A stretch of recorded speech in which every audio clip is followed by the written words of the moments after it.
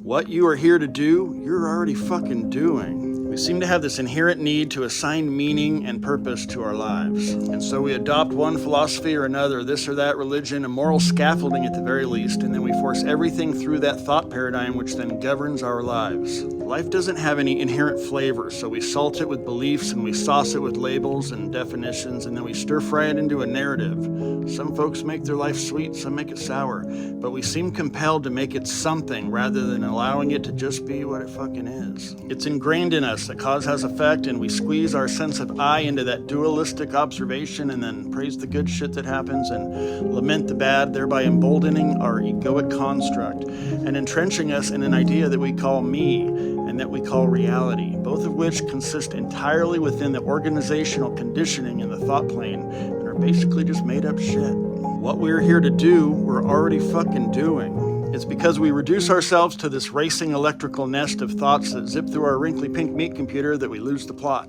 I mean, don't feel bad about it. Nature is a dominatrix who whips and rewards and keeps us forgetful and locked in a cage called me, whose bars are made entirely of our own resistance to what is. Want to break out? Well, if you do, guess what? You're already fucking free. All you have to do is stop resisting what is. Reality's a happening, and you are what a wave is to the sea. The sea just is, and what happens upon its surface is just what happens, but we single those temporary happenings out and name them wave or me.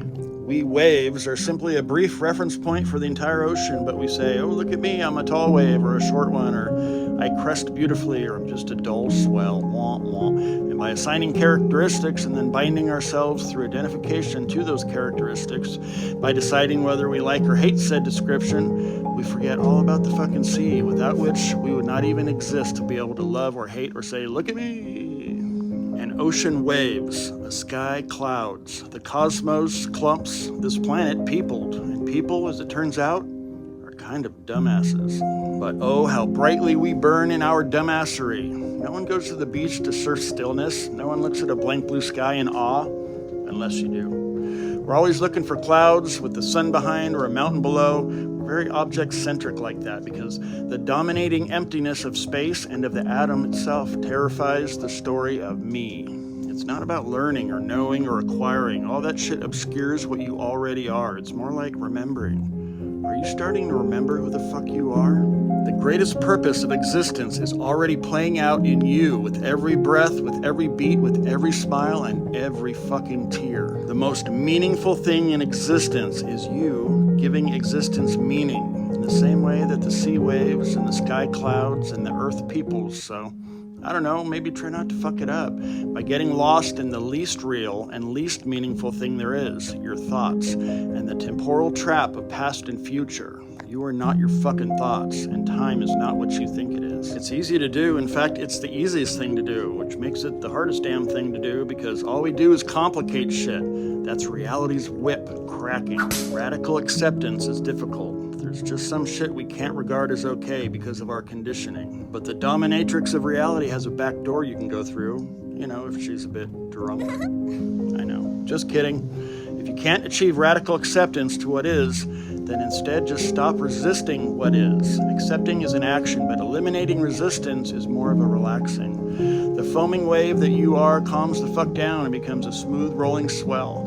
And without all that froth, you just might notice that the wave that you are is also the fucking ocean. Hello! What you were here to do, you're already fucking doing. What a gift the wave provides to the singular sea. It gets to forget itself for a minute and be a me. What you are here to be, you already fucking are. What a lucky sky when it gets to hold a cloud. The light is much more magnificent when shining through a shroud. I know I said try not to fuck it up, but what I meant was collaborate with reality and with nature in your life. It's all the same thing. Waving or clouding or youing. So, you know, you can't really fuck it up. But you can get lost to this ultimate purpose, which is simply a happening that's already fucking happening. I'll say it again. Reality is a happening, and you are inexorably within its currents. Want to feel it, look inside of yourself and figure out what aspects of it you resist, but also what aspects you are attached to, and then fucking relax. If you want to know what's up, pay attention and do your fucking job, your only actual job, which is just to breathe and exist. Everything else beyond that is the foamy gift of experiential awareness that you are providing to a singular, ineffable signal that when picked up by the quantum tubules in your wrinkly pink meat computer represents as consciousness or some shit like that. So yeah, you really can't do this wrong. So maybe lighten the fuck up and have some fun before your wave sinks back into the cosmic sea. Okay, that's it. You go do you.